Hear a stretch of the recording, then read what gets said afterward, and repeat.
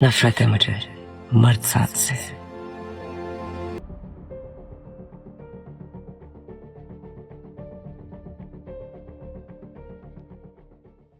रवि जी,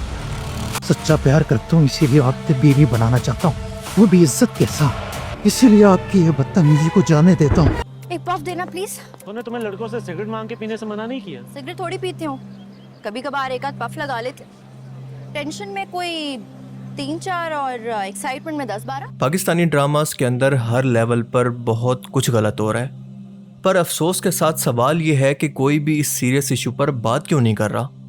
इंतहाई गलीज ज़हनियत पर बने बिना सर पैर की कहानी के ये ड्रामास नौजवान नस्ल को फहाशी और लादीनियत की तरफ लेकर जा रहे हैं। ये एक स्लो पॉइजन है, खामोश जहर है जो कि आहिस्ता आहिस्ता नौजवान नस्ल खसूसन लड़कियों के अंदर दाखिल किया जा रहा है, जो ना सिर्फ आहिस्ता आहिस्ता इनको वेस्ट की लिबरलिज्म और दीन के खिलाफ बगावत पर उकसा रहा है, बल्कि ये क़यामत की इंतहाई अहम तरीन निशानियों में से भी एक है। इस लिबरलिज्म की इस जहर की सबसे बेहतरीन मिसाल आपने देखनी हो तो लाजवाल इश्क जैसे रियलिटी शो को देख लें, जो कि कुछ ही टाइम पहले रिलीज़ हुआ था। अब इस डेटिंग शो का मकसद क्या था कि पाकिस्तानी ड्रामास के ज़रिए क्योंकि नौजवान नस्ल को फहाशी, बेहयाई और दीन बिजारी की ज़हन साजी करके इनको चेक किया जाए कि क्या ये मुस्लिम सोसाइटी इस फहाशी के जहर को एक्सट्रीम लेवल पर एक्सेप्ट करने के लिए तैयार हो चुकी है या नहीं। मतलब ये अवाम पर टेस्टर लगाते हैं, जानबूझकर इस तरह की चीज़ें अवाम के अंदर पेश करते हैं ताकि इनका रिएक्शन देख सकें, अवाम की नब्ज़ जान सकें। पर आपने देखा कि अवाम ने इसको रिजेक्ट कर दिया, तो इसी वजह से मजबूरन पैमरा को भी एक्शन लेना पड़ा और इसके बाद इसको मुकम्मल तौर पर सोशल मीडिया से हटा दिया गया।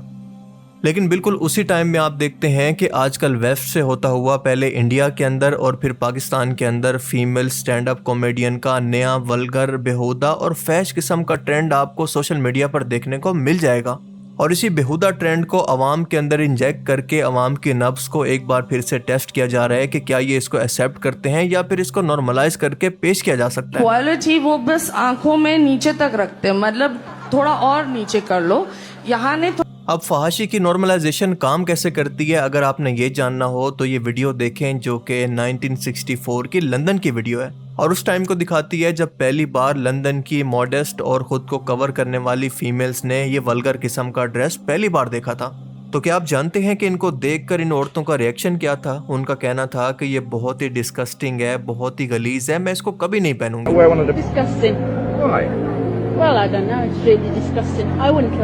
लेकिन हमने देखा कि सिर्फ आने वाली कुछ दहाइयों के अंदर इस फहाशी को, इस तरह के वल्गर ड्रेस को मीडिया पर ब्रेन वॉश करके नॉर्मलाइज किया गया, इसको फैशन दिखाया गया कि आज लंदन के अंदर हर जगह पर इस तरह के ड्रेसेस बिल्कुल नॉर्मलाइज हो चुके हैं। ये बिल्कुल नॉर्मल सा ड्रेस है वहाँ पर, और बिल्कुल यही काम आज पाकिस्तान के अंदर भी हो रहा है। और इसी तरह की फहाशी को पाकिस्तानी ड्रामास भी थोड़ा थोड़ा करके नॉर्मलाइज करने की कोशिश कर रहे हैं। इन ड्रामास के अंदर जानबूझकर दीन इस्लाम का मजाक बनाया जा रहा है। मिसाल के तौर पर ये लड़की इस्लामियत की किताब को गुस्से के अंदर उठाकर फेंकते हुए देखी जा सकती है।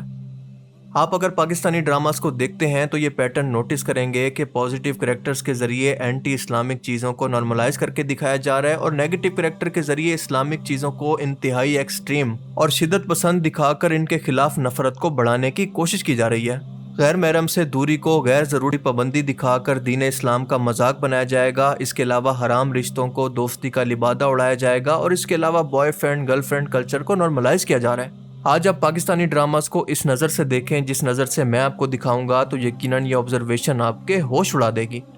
मिसाल के तौर पर इन ड्रामास के अंदर अगर किसी औरत को इंतहाई पावरफुल, इंडिपेंडेंट दिखाना हो, अमीर दिखाना हो, तो इसको फुल मेकअप, खुले बाल और बेहुदा किस्म के वेस्टर्न ड्रेस के अंदर, मतलब इस तरह के ड्रेस के अंदर दिखाया जाएगा जिसको पहन कर भी इसके जिस्म के खदोखाल वाजे हो, वो जिस्म बिल्कुल वाजे हो।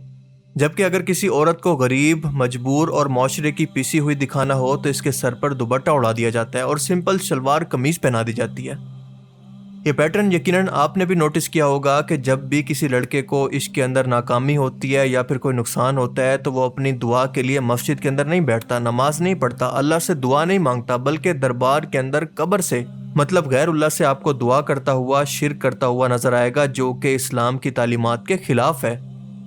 इसके अलावा आपको फेमिनिज्म का एजेंडा खुले आम प्रमोट होता नजर आएगा, जहां पर यह तस्वुर दिया जाएगा कि औरत को मर्द की कोई ज़रूरत नहीं है, शादी की कैद की कोई ज़रूरत नहीं है, क्योंकि औरत अपनी मर्जी की जैसे ज़िंदगी गुजारना चाहे वो गुजारने के लिए आज़ाद है, जैसे उसका दिल करे। नहीं, जब तक मैं तुम्हें कहूंगा नहीं। गुलाम नहीं होना। اور ان ڈراماز کے اندر آپ پردے اور حیا کی تو بات ہی چھوڑ دیں، کیونکہ ان کے ڈریسز دیکھ کر آپ کو بھی شرم آ جائے گی کہ یہ اپنے محرم مردوں کے سامنے بھی اس طرح کے انتہائی چست اور ٹائٹ قسم کے ڈریس کھلے گلے پہن کر ایکٹنگ کرتی نظر آتی ہیں جیسے یہ اپنے بیڈ روم کے اندر موجود ہوں، حالانکہ یہ ڈراماز کے اندر ان کے محرم ہے، اس کے علاوہ تو یہ نامحرم ہی ہے ان کے لیے۔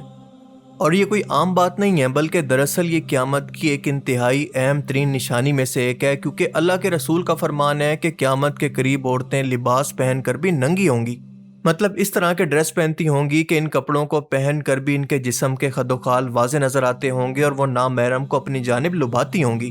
اور آپ نے فرمایا کہ فحاشی اس ٹائم کے اندر انتہائی عروج پر ہوگی، اس کو نارملائز کر دیا جائے گا۔ آپ سب لوگ جانتے ہیں کہ فتنہ دجال کی اہم ترین نشانی یہ بھی ہے کہ جب وہ نبوت اور اس کے بعد خدائی کا دعویٰ کرے گا تو سب سے زیادہ عورتیں اس کی پیروی کریں گی،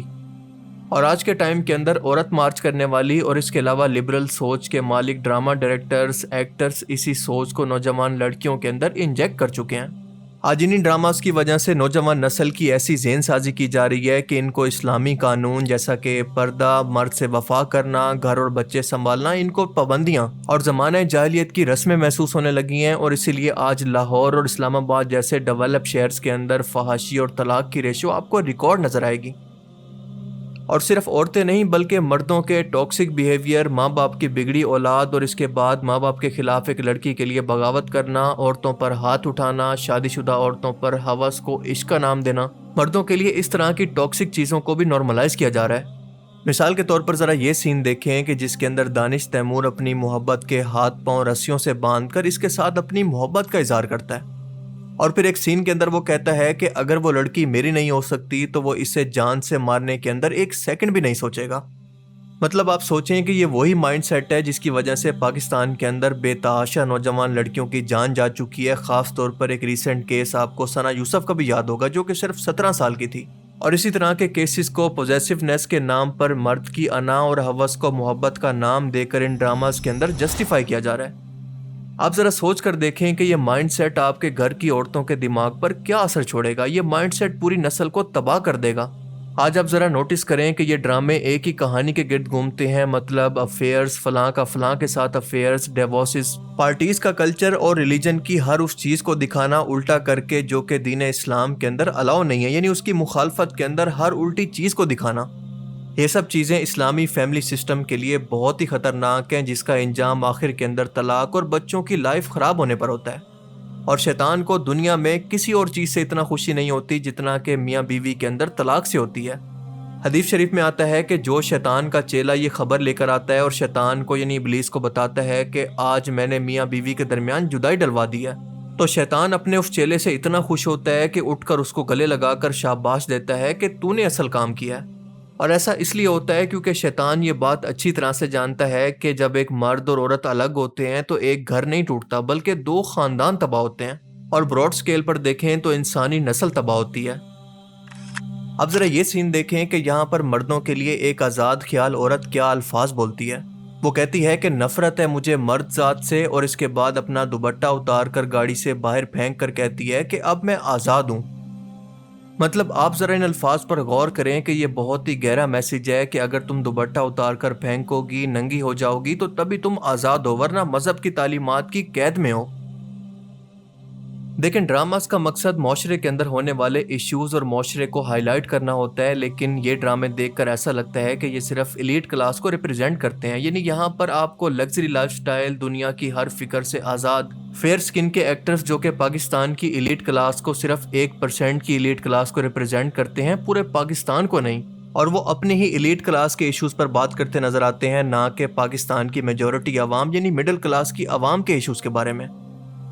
یاد رکھیں کہ بار بار اور مسلسل فحاشی اور گناہ کے مناظر دیکھنے سے انسان کے اندر برائی کے خلاف جو فطری جھجک، غصہ اور حیا ہوتی ہے وہ ختم ہو جاتی ہے، اور یہ پاکستانی ڈراماز آہستہ آہستہ اس حیا کی دیوار کو گرا رہے ہیں۔